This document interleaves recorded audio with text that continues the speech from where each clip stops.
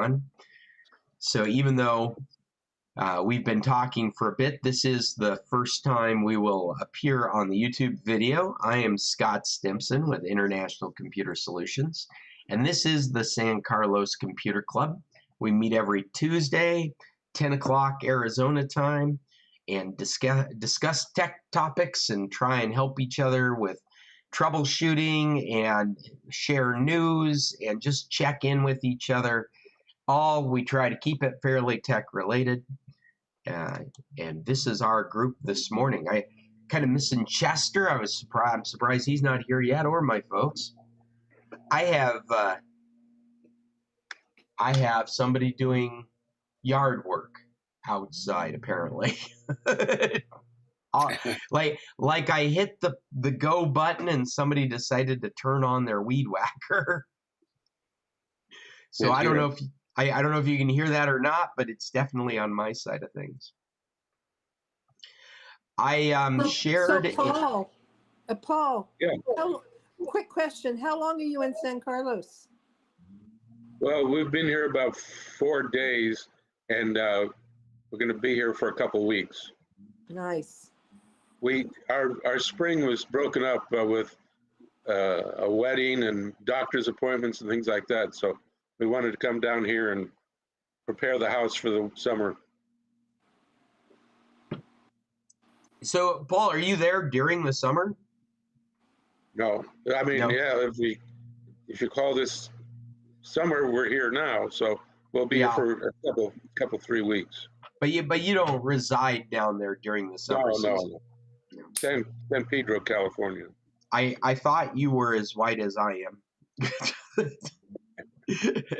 We're not built for that kind of weather. No. But they've had beautiful weather, haven't they?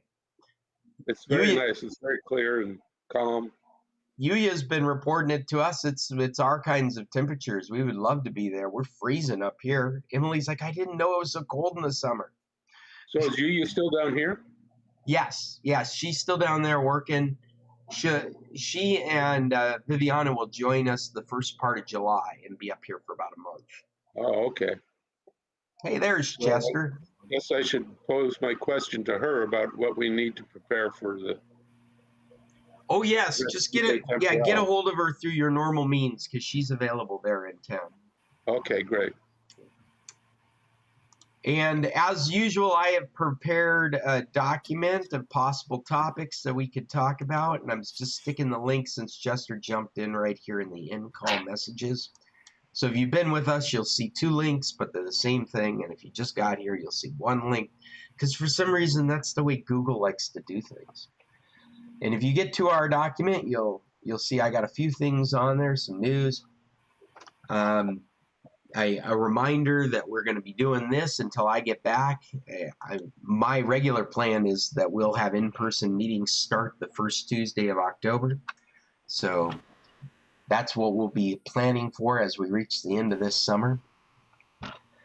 And as always, I am interested in your computer topics, and I know they didn't get on this document all the time. So if anybody has showed up with a question or a troubleshooting concern or something that you think the rest of the group would benefit from, please, let's share it. Does anybody have anything that they'd like to bring up?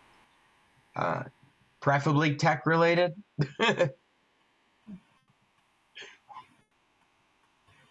Nobody's had any concerns or issues recently? The Bit Defender. The Bit Defender. So Cheryl this morning was asking me, Cheryl, why don't you share a little bit about your experience? Oh, well, you can't talk, can you? I can whisper. Can you guys hear me? Yep. Yes. Okay. Yesterday, my messenger went crazy. All these people contacting me about this message they received from my messenger in our messenger streams, my Facebook messenger. It was a link to a topic that said, have you heard this? I think you know this person who died. So all of my friends, my families, even people that have done marketplace stuff, they all get this message. and they want to know who's died and what's happened, and can't you just tell me? And I got, my phone was going ding, ding, ding, ding. I had about 25 people contacting me in 3 minutes. And I did not send that message. Somehow, Messenger got this message and sent it to all of my contacts. The only thing I can think of that I did in Facebook yesterday was I clicked on a link that took me to a TikTok video. And things kind of froze, and I thought, this is stupid, and I got out of it right away. But that's the only thing I can think of. So one of my friends suggested that if I had Bitdefender on my Messenger, I don't know what Bitdefender is or how it works, but he suggested that it would have blocked people if they tried to go to this link or whatever. But, I tried reporting it to Facebook. Facebook, I wish I could talk to them, because they're not doing anything. Well, everybody that gets a message from you has the ability to report it to Facebook as being compromised.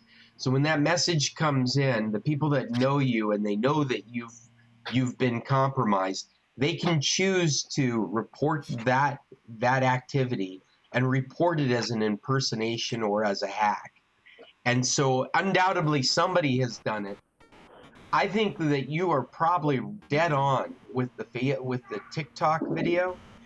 And what we know about the Facebook platform is that when it gets compromised, something as simple as clicking on a quiz or a video could give the owner of that the ability to behave on Facebook with your permissions.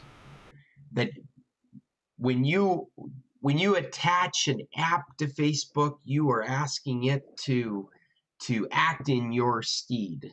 They're able to send posts. In fact, WordPress, I do this with a WordPress plugin for the Computer Club. I post something on the Computer Club, and WordPress has the permission to send out stuff under my credentials to Facebook. And I suspect that's what happened with your TikTok video. Is it definitely was not legitimate, and in the background they were taking advantage of that system. And I wouldn't be surprised if Facebook is fixing that, if not already fixed the problem. In fact, I get the impression that it's a whack-a-mole problem, where they find it, they fix it, it's going to pop up somewhere else. Somebody else is going to figure out how to fix it. I mean, how to get around it, and they're going to have to hit it again.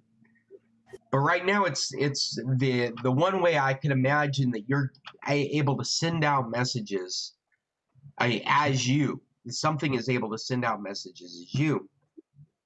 That being said, the reason I feel that way is because it's very unconventional for your computer or your phone to be sending out these messages. It's much more conventional that is happening out on some site, out at somebody else's device. And it's because we've got fairly decent protection on these things. And so it's easier to behave as you from another location than it is to get into your location and behave like you. Windows has provided a robust antivirus and defense system in the Windows operating system. The iOS platform is very well vetted, and they're quick to get out security patches when they find vulnerabilities. It's just much more difficult to get into your particular phone, your messenger, and send messages out as you. It's much easier to get you to give up the permission to send out messages under your name. And something as simple as clicking on that TikTok could have done it. And what it really should have done, the Facebook protocol should have popped up with a re-verification. And at the moment you would see that re-verification, you'd be like, wait a second, I shouldn't have to do this to watch a video. Why would I have to give away my permissions to watch a video? And you would have stopped that action right at that moment because you had that second line of defense. The hoop the workaround that they're doing is they're able to grab your permissions when you click on it without re-verifying with you.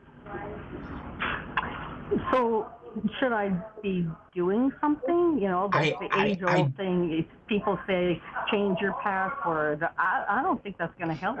Well, I don't think it's going to help either. But in this particular case, you have to change your password. Because in the end, that is the easiest compromise, is that your password has ended up out there somewhere. And that's what's given access to your computer. It's so the easy... The password on the Facebook account? Yes. I'm sorry. I didn't mean to say computer. I meant to say Facebook account. Okay. That is the easiest thing that you can do and one of the few things that you can do to try and thwart these kinds of things from happening. There is always the possibility, there's a list out there of Facebook accounts with passwords that an algorithm is just churning against, and when they find an open account, that's when they start sending out spam. And that's a quick thing that you can do. You can go into Facebook, change your password. If that's the case, then you've covered that. But most of these things now are very sophisticated. And I would imagine that outside of reporting what has happened, like this is a spammed message, what happens is Facebook's team will look at the reports and they'll look at your account and they'll see when these hacked messages start showing up from your account, and they'll see the account activity that happened prior to that. They'll identify that TikTok video and figure out what user account was able to get around their secondary authentication. That screen that pops up asking for permission to behave as you. And then they'll fix that. And then for the moment, that mole will be whacked until the next one. Well, anybody that did click on it was telling me that they were asked to re-verify their logins.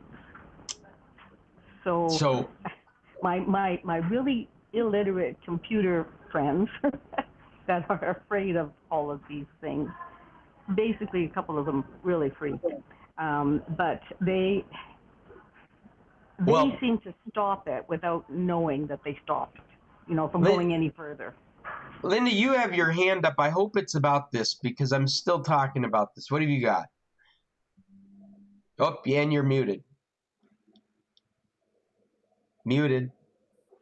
We can't hear you. Linda, you're muted. I'm sorry. Are you on Instagram too? No. Okay, well, I know that there's a big scam going on with the Instagram account that can probably go over into the Facebook account.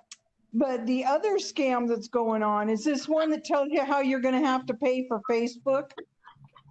And they get you to click on that and then pass it around to everybody. So that's another issue is that well, in that case, it's like a chain mail of misinformation. Right. And the other one is that, I forget what the name of it is, but you click on it and then it'll tell you about, Cheryl, you're going to be so-and-so and so-and-so. I forget what the name of that is, but I know that that's got to have stuff in it because everybody's using it, and I think that passes around. I do not use it. I don't use TikTok. I don't use any of that stuff. Well, I think that, as we're talking about this, what Cheryl could have benefited from is thinking about how that presented to you. If you had to secondary authenticate yourself, that should flag you as something weird is going on. Because TikTok is open. All you get is the video. There is no need to sign in. There's no need to re-authenticate with Facebook. It should just play the video. And if page like that flashes up in front of you, that needs to trigger your spidey sense. You need to look at that and go, why did that happen? Because going to TikTok is like going to YouTube. I should be able to just watch videos. I don't need an account. I don't need to justify who I am. And that's how they draw people into TikTok accounts, is by passing these things around. So a screen like that should set red flags right from the beginning. If you've got no screen, Cheryl, if it never did that, and now it's coming up with other people, I would bet that what has happened is Facebook jumped on it. And so maybe they're not able to stop the passing of that information, but they fixed whatever needs the secondary authentication. And so they fixed whatever that hole was that allowed them to send messages that people could click on that would give instant access to their persona. And now it's flashing up that page saying you need to re-authenticate. Your friends that saw that and freaked out should have, because that's a freak out moment. You should back away from it. I hope some of that helps. And Cheryl's big question was about Bitdefender. Bitdefender is an antivirus that's available cross-platform, and it's excellent. I've used it in the past. I've never had a problem with it. But the Windows platform, still the recommendation is to stay with what Microsoft's put in it. Pardon me, I woke up a little congested this morning. I don't know if you guys can hear that in my voice. Is Bitdefender an app? Is it it's an antivirus. It's an antivirus, and they have a paid tier. But they have a very decent free tier. But what I'm getting at is all the places that you might be choosing to use it, you may not need it. I know you use Windows computers and Apple phones and tablets. The Windows operating system, since Windows 10, has a very decent antivirus, anti-malware system built into it. And even when it isn't effective for exactly the same reason any particular antivirus would be ineffective. It's all about timing. And so it doesn't, when a new threat comes out and takes advantage of a security hole, that no one in the antivirus community is aware of yet, it's called a zero-day attack. You've heard that language before. Then all antiviruses are vulnerable at exactly the same time. So there isn't necessarily one that's better than the other. What you're looking for in an antivirus under those circumstances is an antivirus company that responds quickly. So, because they have a vested interest in making sure that when they finally do know about this new threat, that they're immediately pushing out the fixes to keep it from getting into your computer. There is always some canary in our culture that have gotten infected with the very first infections. And that information, either manually or automatically, gets bundled up and sent off to Microsoft or to McAfee's or Bitdefender, depending on who your antivirus software is. These reports come flooding in, and they start immediately deconstructing what's going on and building whatever the patch is that's going to keep them from getting into it. Linda, you've got your hand up. Would you like to add to this? Well, add for Cheryl, are you using Malwarebytes? Well, I think a lot of us are using Malwarebytes. It's a program that I recommend after the fact. But go ahead, Cheryl. No. Well, I would definitely try Malwarebytes because it picks up a lot of stuff. Yeah, because we're in the library, Cheryl can't speak. But yes, Malwarebytes is a good thing to scan with and these antiviruses are good to scan with. But my point with Cheryl is that you've already got a good antivirus in Windows. There's a very high chance that this has nothing to do with her devices. And the iOS infrastructure with the vetted App Store is one where your assumption is always these are secure programs. I guess what I'm getting at is I don't think there's anything you can do but report it, because I don't think it's reported. I don't think it's compromised your computer. These kinds of effects, these kinds of attacks, these rogue Facebook messages. But you should always practice that. You should always practice the best security practices you can, if anything, for peace of mind. Oh my gosh. Can you guys hear it now? It's like they're outside my door. Coming to get you. That's right. What is it? It's got to be like a leaf blower or something. It's just No, Scott, you didn't have all the excitement this morning. We had a huge dump truck pull into the driveway, almost hitting my car. oh my gosh. Almost hitting our bedroom. It flung open one of the side doors, and that almost wiped out the windshield of my car, but he grabbed it right as about to hit. So that was pretty exciting. Now they're up on your roof, Scott. They are taking the moss and all the collection of the winter off of it. Oh, that's interesting. I didn't realize we had hired somebody to do that yet. Well, apparently, with all our communication skills in this house, we managed to miss telling each other what's going on. It was a big surprise to me too. But apparently, Dad had been communicating with him. We knew we needed to get the moss off. So he said, "Well, I'll be there at 8:30 or 9." Apparently, to your dad, and nobody mentioned it to me. I would have said, "Can you make it possibly 10? We have 17 people." But that didn't get out there. So next door, I'm watching all these handsome men run up and down your roof with blowers and brooms and other kinds of things to get the moss off. My gosh. I gave all that up for you guys. I guess I could sit closer. Yeah, you do have a laptop. You can go sit in the living room and watch Attractive Men if you I'm want. afraid I'd be too distracted. No help to the group at all. Well, I don't know what condition our guests are up there. Yeah, I know, God. We may have to give some money back. We might be we might be fighting bad reviews if there's people walking on top of their room. Hopefully they planned an adventure and they're off on their. There's a car still there. Oh, so they are dealing with it. Yeah, I think so. Oh, I wish I had known. I would have given them a warning.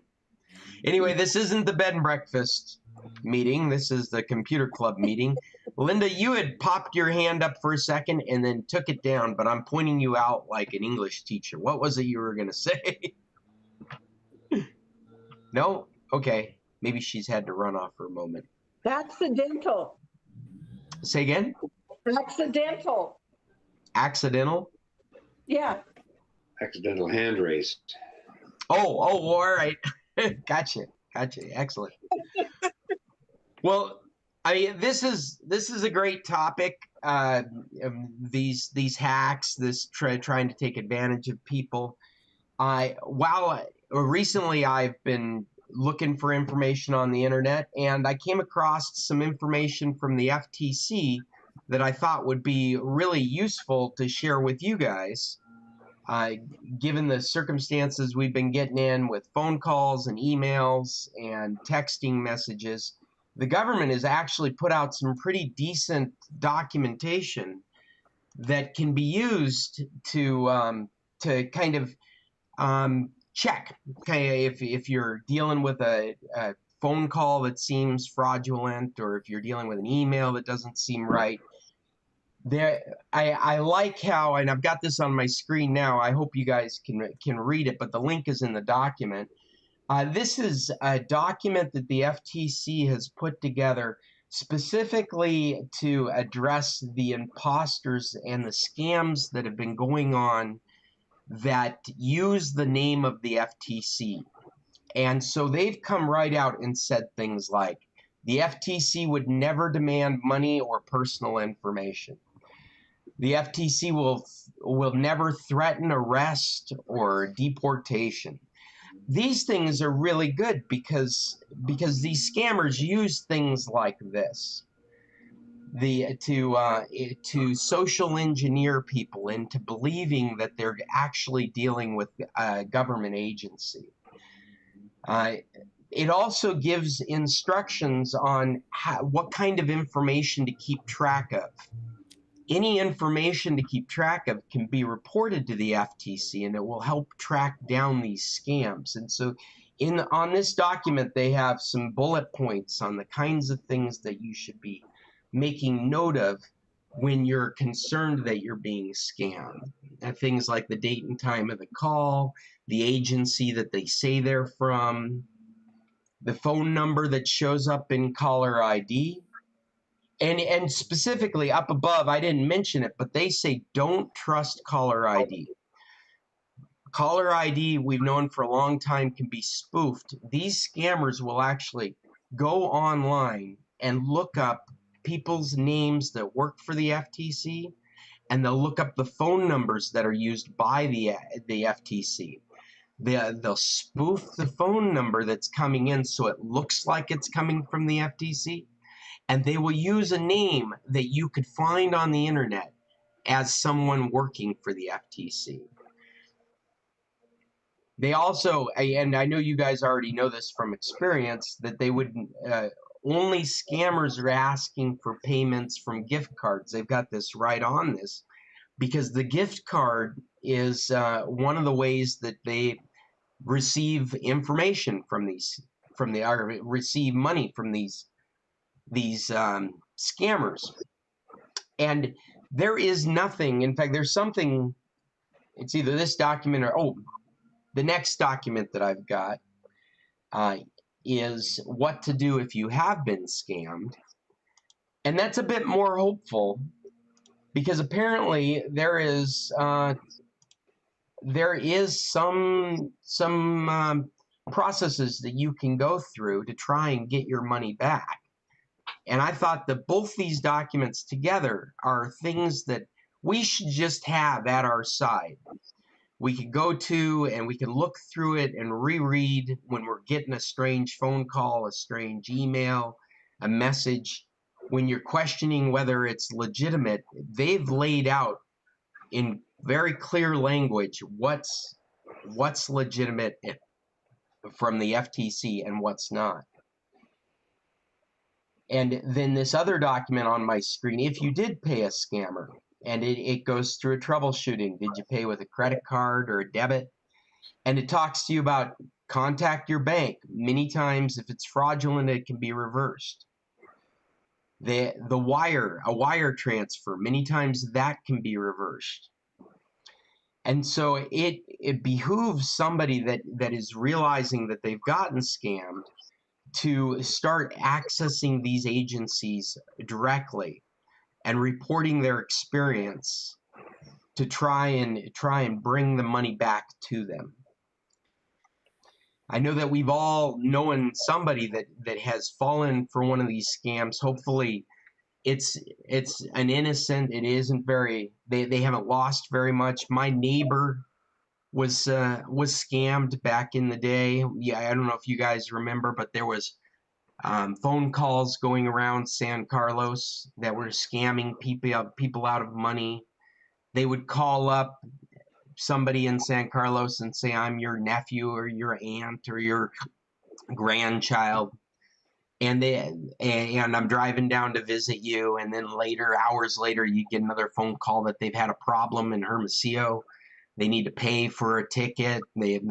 They've had a confrontation where they need some money, and they'd ask for you to go to an OXXO and wire some money to another OXXO, which unfortunately in Mexico is a really common thing people do. They wire money to each other through OXXOs.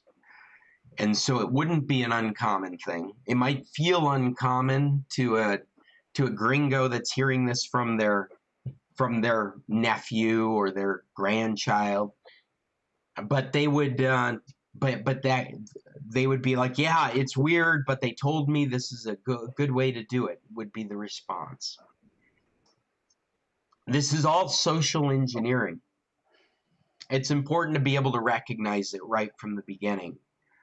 But if you've been getting phone calls or emails and such, it's important to reflect on that and decide how legitimate that has been.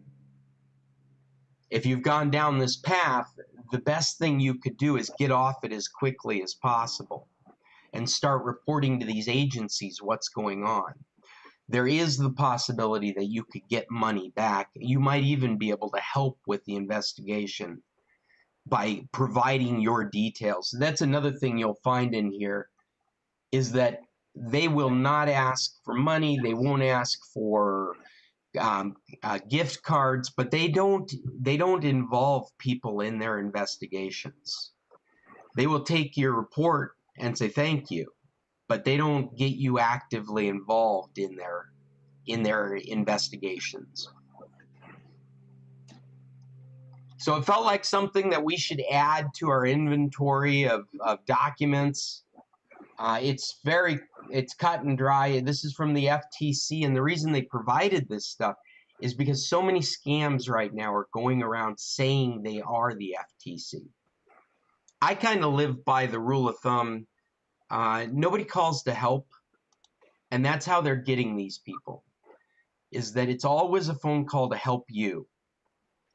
And as sad as that is to say about our culture, I have misgivings of any phone call I get from any stranger that's calling to help me.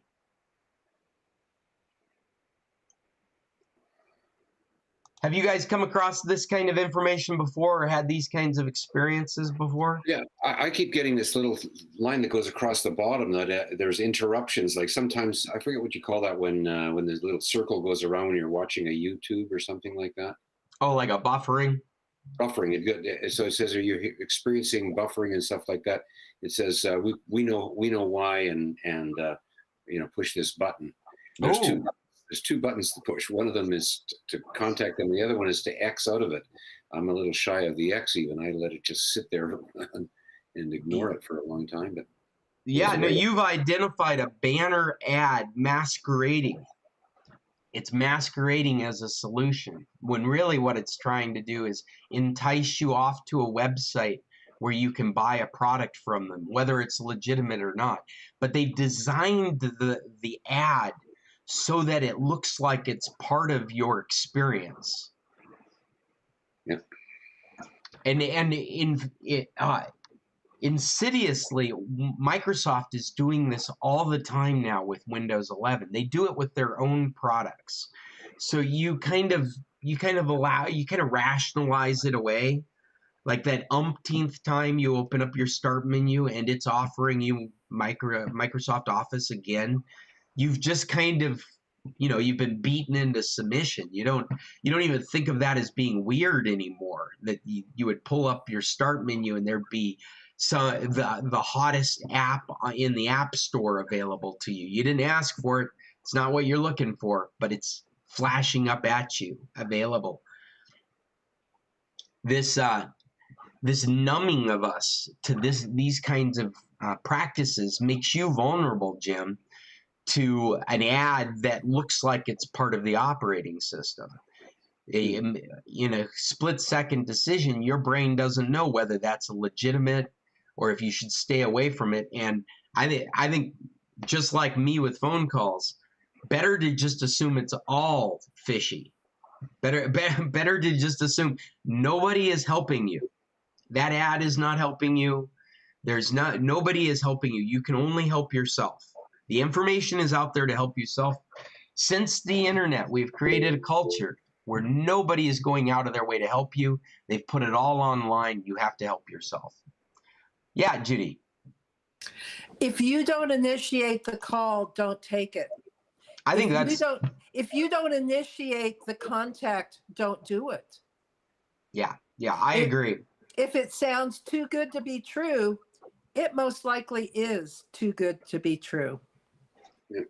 I So was what can I talking. do instead of like I just ignore it, so it sits there at the bottom of the screen. I don't touch it. I don't try and, but I also don't want to touch the X because it's just another button. So it says X. It could mean anything, right?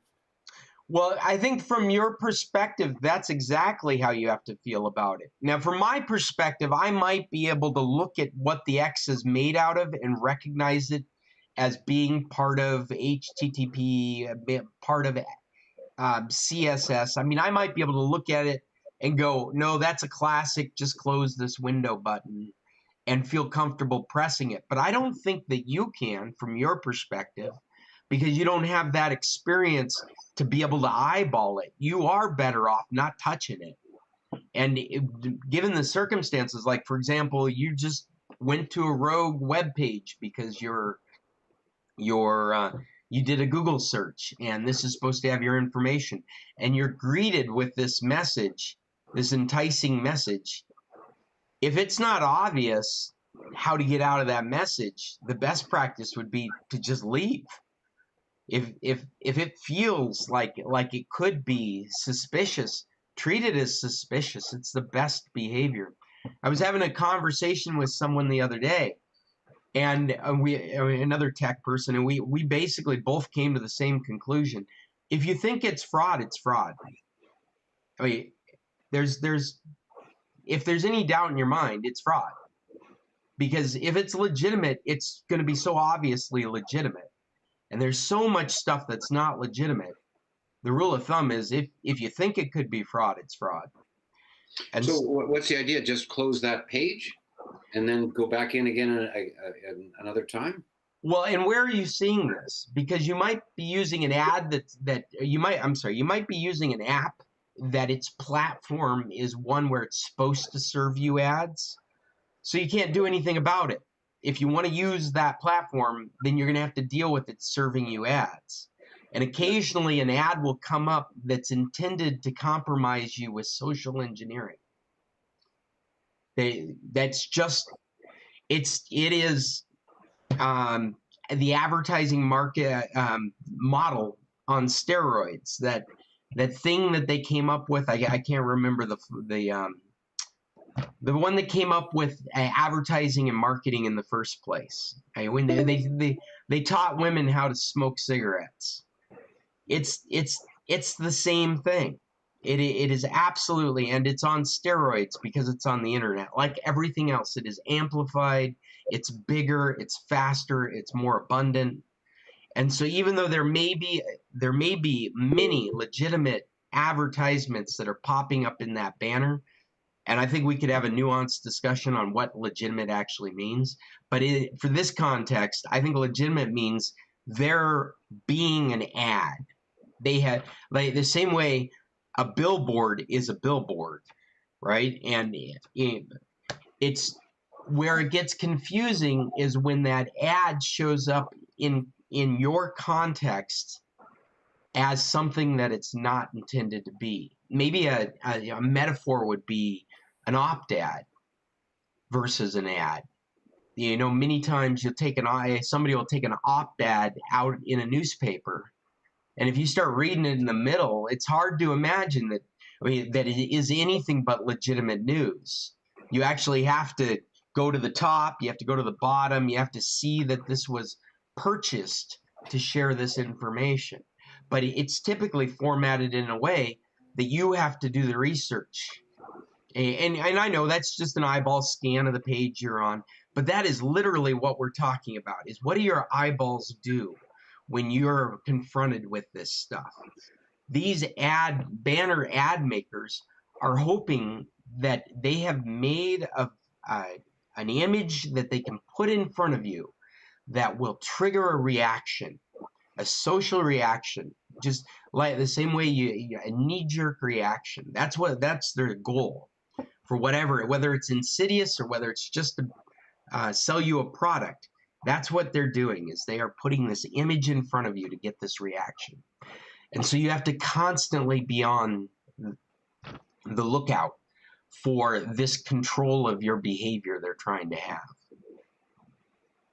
I see that we've got a notification that our call is going to end in about 8 minutes. I'm excited to move on to our next meet code. So I'm going to bring it up and you guys can funnel into that whenever you get a chance.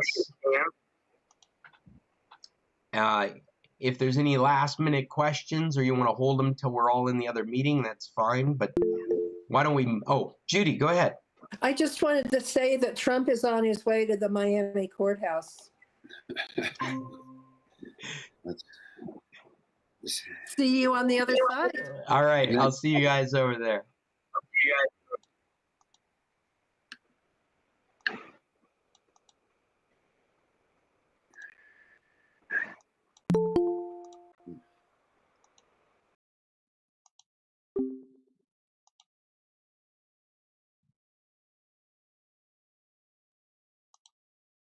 Wow.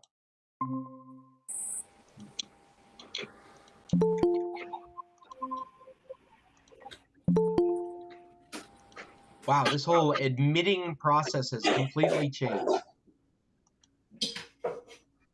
They've just put it in a different place. It used to pop up right in front, and now it's popping up in the sidebar. Pardon me. Are we back? Is that everyone we had before? Are we missing anybody? Nope. All right. I think, and away we go. So does anybody have any other experiences they'd like to share? Any of these are good for all of us to hear because they will attune us to these kinds of scams. What we want to do is develop skills so that we're just, our default is to be suspicious. Our default is I hear ahead. an echo on your voice, Scott. I don't know if it's me or everybody hears it. No, maybe. Judy, did you close the other window? No, Yeah. Sandy's microphone's on. Oh, maybe I'm bleeding Caroline's through. microphone is on. I don't see any indicator. Paul's has been. I muted Paul when he wasn't paying attention because his speakers were bleeding through as I was talking. So maybe you were hearing that, Judy. I think I'm okay now, right? Good. So I feel like we need to be able to share these kinds of stories. If you've had an experience like this or know of somebody, the stories help us attune ourselves to be suspicious. And if there's anything that you guys have had, this would be a great time to talk about it. I like Jim's. I write down to just the pop-up ads, to the emails that are coming in, to the phone calls. You know, one of the reasons that it's hard to get scammed on the phone anymore is I just don't answer the phone anymore. I've learned that if you're not in my contact book, there's this high probability that you're either a solicitor or a scammer. So you better leave a voice message or contact me some other way so I get you in my contact list, or you're not going to be answered on the first ring. I think that's good practice in general for you folks. If you don't have if that phone number isn't in your contact list, there's no reason for you to be the primary connection for that call. Your voicemail could be the primary connection for any call that has a phone number that's not in your contact list. You could just develop your own personal policy that you never answer that call. Now, of course, granted, there are times when you're waiting for a call from a specific, I mean, of course, but in general, that's become my policy. Unless I can recognize the phone number, it goes to voicemail. If any of my customers are out there listening or new customers, just leave a message. I'll call you back. I check my messages all the time. But if you give up without leaving a message, you're probably not going to get a call back because I'm just going to assume you're trying to take advantage of me or try and sell me something, which is almost the same thing. Yeah, Judy. I do have an issue with my voicemail. Sometimes it doesn't come back to me as a message waiting until 3 or 4 hours later. But that's an AT&T issue. Sure, absolutely. And you'll have to make, I mean, like there's nothing we can do. Like, Judy, there's no troubleshooting you can do to fix that problem. You can just report it to AT&T. I've called it and they can't duplicate it. So, Well, it might be a unique situation of like Wi-Fi. I know that you have trouble with coverage when you're in Colorado and you rely on Wi-Fi coverage. I do, but I also have fiber internet here. So it's. But you're also at the mercy of their internet, their gateway connection to the internet as well, and how often they send that out. Right. So it's gotten better. I mean, now it sometimes only takes an hour, but it's not an instantaneous thing. So I tend to, if I'm waiting for a call, like you said, I tend to answer those calls. Yes, it is. I'm not giving anyone permission for that. I'm just recognizing that that's the reality of, and so it's not a steadfast rule, but it is for me. I don't answer the phone if you're not in my contact list. I don't. And if you leave a message and you're legitimate, I'll call you right back. And if I've been carrying on conversations with you, it'll show in my phone. I can look at recent calls and I can see that I've been talking to this phone number. I make all those kinds of judgment calls. But that first cold call out of the blue where I don't know whose phone number it is, I never answer it. And I recommend you never answer it either. It's funny how phone calls have gone the way of emails. I mean, this is the same advice I used to give with emails. We've reached a point where you can't have confidence in email. You can't have confidence in phones. If there is some kind of legitimate, and let me stress, legitimate, unsolicited help or information never comes to you. On the off chance that it does inappropriately, because that's not the way we do things, it's going to come at you in more than one way. Because if it's legitimate, then you're not going to miss it. If it's your cable company, they're going to send you another bill. If it's your phone company, they're going to text you as well as call. It's like all these forms of communication we have now. You have to assume that they're going to give you another form of communication because you can't trust any of the communication that's coming at you. Chester, you have your hand up, and you've been with us. Welcome. What would you like to add? And you're muted at the moment. I would be curious how you would handle a situation where I had a friend who needed your service, and I gave them your telephone number. Yeah. Well, like I said, anyone that calls my number is greeted with voicemail. And if they leave a message, I'll call them right back. Okay, that's good. Yeah, that's the way I think we all need to behave with our phones, because you want time to determine whether a call is legitimate or not. You don't want to make that call in conversation. If it's an unsolicited cold call, you want them to leave a message, and you want to be able to listen to it more than once. You want to be able to go research what they're saying to make sure that if it is that very unusual, legitimate call, that you've been able to vet that information. And you can't do that in conversation. If it's a fraud, they're going to be working you at that moment to vet the call. I have a new iPhone, and I'm curious how to set it up so that I could get voicemail. Are you transferring from an Android phone? Yeah. So you'll actually need to get a hold of your carrier. They actually need to turn on the iPhone voicemail for your device. Okay.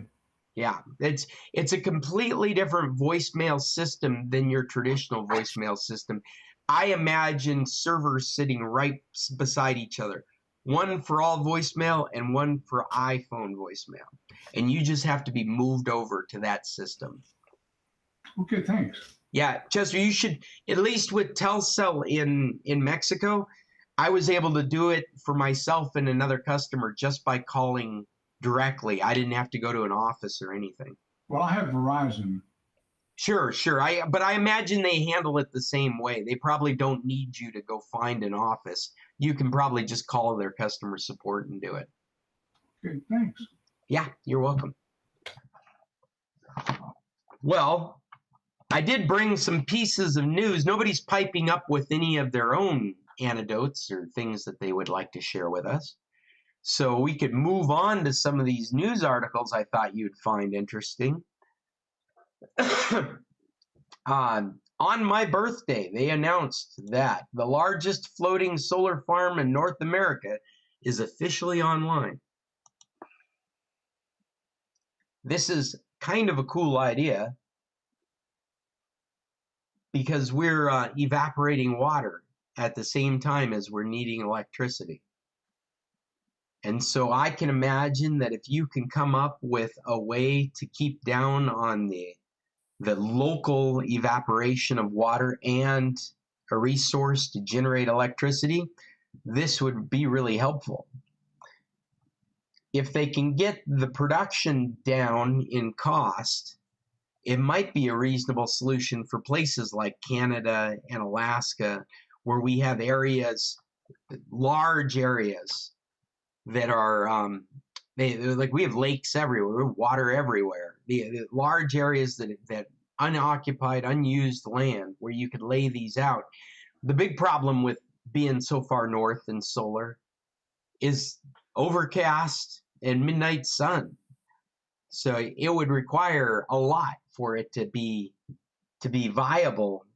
But it seems like our solution in the future isn't one particular technology. It's going to be dozens of them. And this is an interesting technology to be looking at. This is in New Jersey. How do they deal with frozen lakes? I suspect it doesn't freeze. I mean, it doesn't, it just freezes in place. Yeah, but water heaves and it's turbulent when it, breaks up or freezes and thaws. It seems like it would really require some special engineering. I've done a lake and the havoc it can wreck with just docks, let alone something as sophisticated as a solar panels. Well, I haven't read deep into the way they're manufacturing these panels, but what I do know is going on is we're manufacturing solar electric generating material in rolls of material now. They're flexible like the new screens that are coming out for the phones. And so we're gonna have this wave of solar that's happening that's gonna be like siding for houses and material that you could put in place of tarps to cover areas. And we're going to have this very flexible material that's going to be able to generate electricity. I could imagine going out camping with a roll on my backpack. And when I reach there, I could roll it out and be able to charge my devices. I have a couple of photography friends up here that are out all summer camping and, trying to grasp the best of Alaska. And they carry solar panels with them to charge their equipment. And it seems to work for them fine. I saw on YouTube yesterday that indicated that Musk has developed that. And he is working on bringing that up to a capable to manufacture. You're talking about the flexible material. Yeah, and it costs a fraction of what it costs to do the glass type of those with glass. Right. The let's call them rigid panels for lack of better vocabulary at the moment. Yeah, right. I'm looking forward to them being able to be used as roofing, because I have a shake roof, and because of the fire that's situation, I figure the next time I'm gonna have to replace it with something else. I always thought of a steel, but it might be the answer to put it all solar panel. I don't remember the chemical composition, but I believe it's a silicon type of material that they're producing and then it's going to cut the cost something like 70 or 90%. It's quite significant. Great. Yeah, well, and we've already seen the production of roofing shingles that include solar panels and connections that are developed specifically so that roofers that exist now can just substitute these in for their materials and use the same installation techniques and tools to bring solar panel shingles to your house. Yeah, it's happening. It's an interesting. We don't you feel like we're beyond the tipping point? We're starting to watch all this cascade over us now. Let's hope we aren't beyond the correction or the stopping. Well, I meant the good tipping point where we're moving into solar technology. It just feels like it's turned into, we've passed that no-brainer point where like every opportunity that we see for needing resources, needing to generate electricity, is first met with, are we going to be able to do that with solar? Are we able to do that with our regenerative technology before we look at, do we need to use oil? Do we need to use coal? And I think this moment has been a long time coming, but even the oil and coal companies are spending time figuring out how to get into renewable.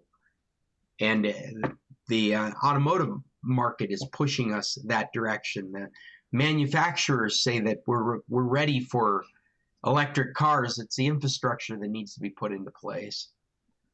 So it's a really interesting time from my perspective that we're living in right now. I don't know about some of you folks, but I'm still going to be around when we're not puffing smoke into the air. Worthy goals, son.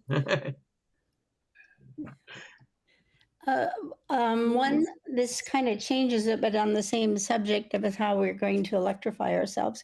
A while back, they were talking about small, I don't know how big, but they were little, small, oh, wait a minute, I forgot it. Hang on, it's here. Little boxes with nuclear power in it. There, I got it. Yeah.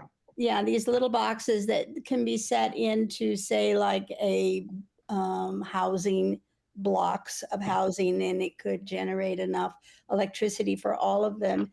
And so they could be placed all around, which would reduce the fear of a total meltdown like we have now. And they could be replaced as they, begin to have trouble. They could just instantly come in and put in a new box. Boy, that sounds good to me, as long as, they keep up with it. But then, of course, what are you going to do with the box that went bad? They'll have to figure out how to not let that out on the world. But yeah, they'll have to have some collaboration with Elon Musk. They can take them to Mars. Those boxes can put them on a rocket ship and shoot them into the sun. That's right. The Superman solution: gather up all the nuclear arms and throw them at the sun. And so then we knock the sun a little out of whack. Then what? Maybe we'll cool down.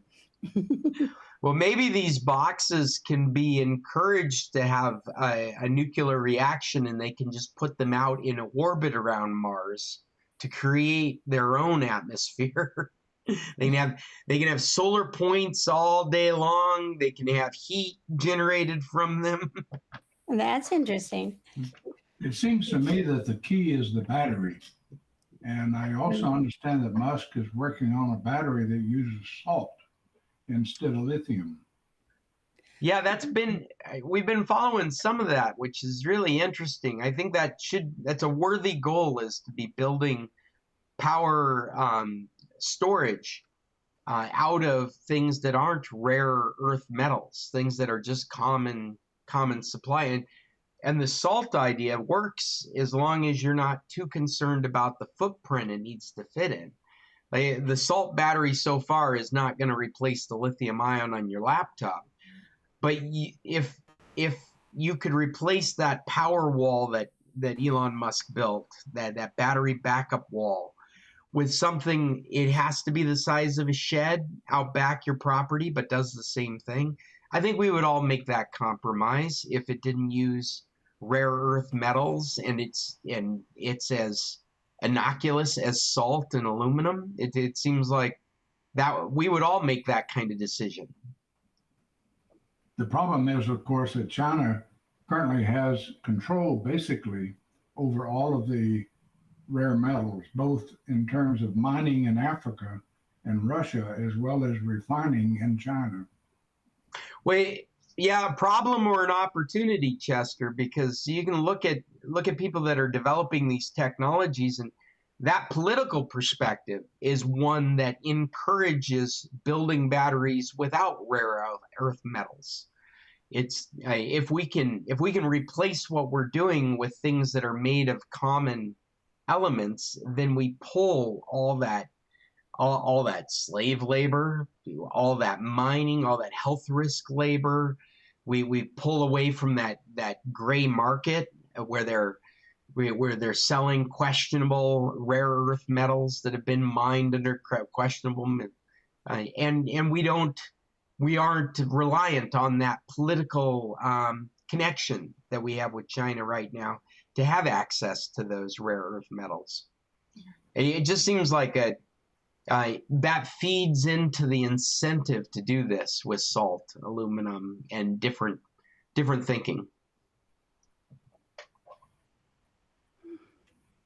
Speaking of rare metals, I have a recommendation to those of you that might be using drill bits. If you spend the extra money to buy a drill bit made with cobalt, you'd be amazed at how it will hold up. You won't burn out the drill bit. Right. I didn't realize they had cobalt. Is it cobalt? Is it made out of cobalt, or is it tinned with cobalt? I think it's probably some kind of a metal developed that uses cobalt as some kind of a formula. But I bought them at Ace Hardware and on Amazon. Sure. I think we lose our drill bits before before we have. They're misplaced before they're worn out. Yeah, right. Ours never get to the worn out stage. We just have to buy. I've yet to wear out a cobalt drill bit. You can hang on to your drill bits. What's the price difference, Chester? I think they're 3 or 4 times the price. Maybe I just can't remember. They're still affordable, but if you buy a whole complete set, you're going to spend over $100. Can they be sharpened? I don't think you need to. Oh, there you go. Can drill bits be sharpened? I don't know the answer. Well, yes, I used to have a machine that I would sharpen drill bits, but it takes so much effort, it's just not worth it. We used to sharpen them by hand in 1858 when I was at the National Historic Site. Well, that's really interesting, and what a poignant point to make, Chester, about so many other things we've designed. It's more work than it's worth, so it's disposable. Well, that is recyclable. Yeah, if you have a drill bit sharpener that only sharpens one bit at a time, then yeah. Yeah. I bought it and started throwing. The only thing that worthwhile was if you had a 3/4 inch or a 1 inch bit, then it became worthwhile. Oh yeah, like you had a specialty size that has a premium cost on it because of that size. That would be worth it, wouldn't it? But I don't, at my age, I don't do any of that anymore. So I have some cobalts I'll sell. And that's the pop-up ad. You better make sure Chester's genuine. That's where he gets you. So the only other piece of news I wanted to relay, it comes from the end of May, and I'm sure Judy already knows this, but Colorado is getting a name for itself for eliminating the requirement that was stopping municipalities from paying for their own internet. I love this. Apparently, there was a law in Colorado that made it difficult for a municipality to group together and provide their own internet service. So they have this law, obviously, I don't know, I haven't done any research, but obviously it was lobbied for by cable companies and internet service providers, probably cable and telcos, to make it difficult to come up with another solution in Colorado for internet.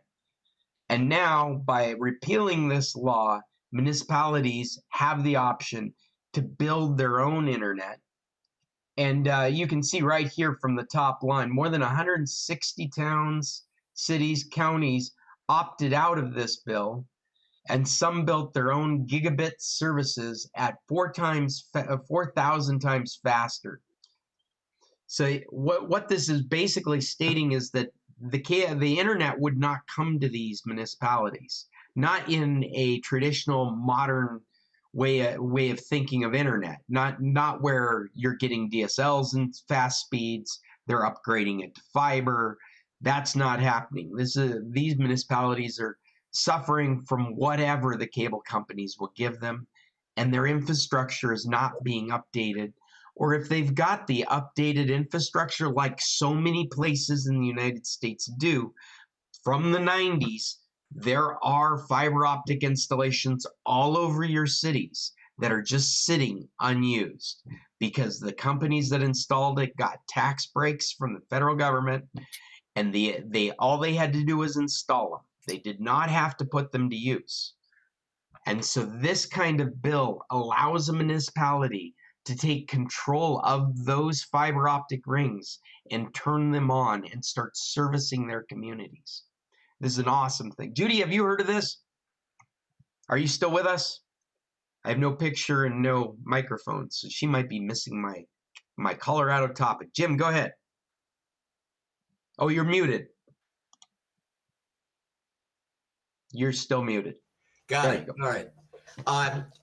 I live in Longmont now, and Longmont has its own system, and it represents that it can get up to a gigabyte, but because of hardware limitations, about the most we get is 300-400. But that's not bad. Just 300 or 400. Oh, is it your town that it provides it, right? Like the town itself, or is it a contractor that does it, or? It's the municipality. Are you paying a specific municipal fee to get internet? It's like a municipal tax for internet. No, it's a municipal fee. Okay. But it is paid to the utility that provides the internet service. And everybody gets it. Everybody gets it. Well, everybody has access to it. But they don't all have to pay. And you may or may not you choose to subscribe, but it is the municipality, not a private enterprise.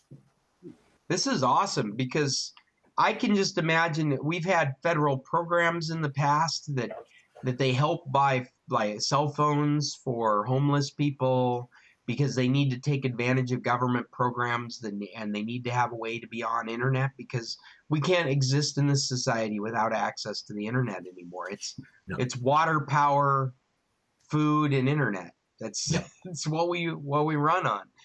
And so municipality taking control of internet access like this, they have the ability to apply for grants from the federal government to help subsidize They can give out free internet. You could pass municipal ordinances that say at a certain income level, we're going to provide free internet. It's really exciting. Yeah, Judy's with us now. What would you like to add, Judy? Well, I was going to just say that I'm happy that there are some people able to take advantage of it, but as of right now, Colorado Springs is not one of those areas that is going to allow that. I'm still hooked up with CenturyLink and have no other option. I suspect that, I mean, Jim, is your area a smaller area than Colorado Springs? Most definitely. Yes, very definitely smaller. See, I think what's going to happen is you're going to see these small municipalities, these rural areas, take advantage of this law being gone. And all of a sudden they've legitimized what they've already put in place because their people need internet. And they're going to be able to apply for federal funding to help fortify their infrastructure. They can make it a real thing now. I bet we'll see internet in Colorado grow from the outskirts into the cities as a municipal resource. It's ironic. It's usually the red-green thing because it is a social program. Let's face it, if you're doing it by the government, it's like roads and schools. So interesting to see how that all plays out, because usually the cities are the blue part and the red parts are the rural, right? Right. Yes. So, in the fight for internet equality, it is the farmers that are suffering. mm-hmm. They're the ones that are having to pay exorbitant prices to get internet access. They're some of Elon Musk's best customers for Starlink. There you go. Yes, Chester. I was going to ask Jim what Longmont is charging. It's about $50, $60 a month. Yeah, I pay about $75 a month for 240, and that's through Cox. Cox, yeah.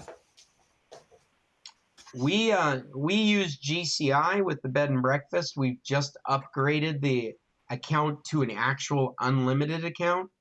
You know, like everything else, they sell unlimited, but on every cheaper tier, there is a data cap in this state with this internet provider. And we only have 2 internet providers outside of getting a satellite link from Starlink. So there is no real competition. It's the kind of competition you find in most municipalities. There's 2, the phone company and the cable company. In Alaska, the cable company is huge. It's all over the state. There is no competition for cable. And we just upgraded, I get back to the pricing. We just upgraded to unlimited, which means we get 1 gig down, or up to 1 gig down, and up to 50 gigs up, or 50 megabytes up. So a very out of proportion up and down. And that costs us $180 a month. Ooh. Well, it's covering 2 buildings. Well, shh. Pardon me, I did not say that. There's a breezeway, isn't there, between? That's right. You're mistaken. You're thinking of our lounge area as a separation. Yeah, you're right. It's I'm confused. Speaking of that, I'm going to have to tell you goodbye. Bye, Mom. Have Scott tell you about the opera. Oh, I'm sorry you haven't had a chance to talk about it. Do you want to save it for next week? It's up to you. If you need to fill some time, give him that good story. Okay, but we're already way over, so we can save it for next time. All right. See you guys next time. Wait, I have so Outlander, if you're Outlander fans, the new season of Outlander starts on the 16th. I thought it was done. No, season 7 starts on the 16th. All right. All well, right. and if you're a Star Trek fan, Strange New Worlds is coming out on the 15th. I've got this spelled wrong. Is that competition? Okay, guys. All right, guys. Yeah, I think Mom is marking the moment when we're shutting down. Right. Thanks again. You guys have a good week, and we'll see you next week. Tech on. I'll see you from San Carlos next week too. All right, All right. excellent. You'll have to give us San Take care of Carlos the place, updates. Paul. What was that, Jim? Paul, take care of San Carlos for us. Yeah, make sure it's still there when we get back. That's right. See you guys. See you, Linda.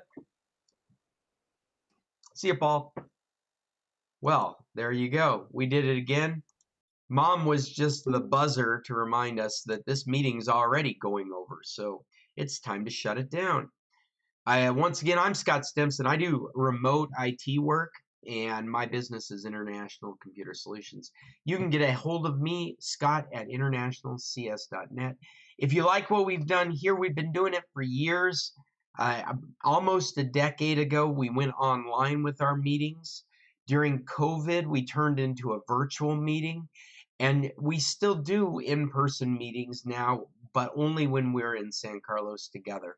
We do these virtual meetings every Tuesday, and if you want to see more of these, you can get information at our website, scclub.org. You can also follow us on Twitter, which is getting a little weird. My daughter talked me into Tumblr, so if you're a Tumblr guy, you can find the San Carlos Computer Club on Tumblr. Until next week, everyone out there in internet land, you guys tech on.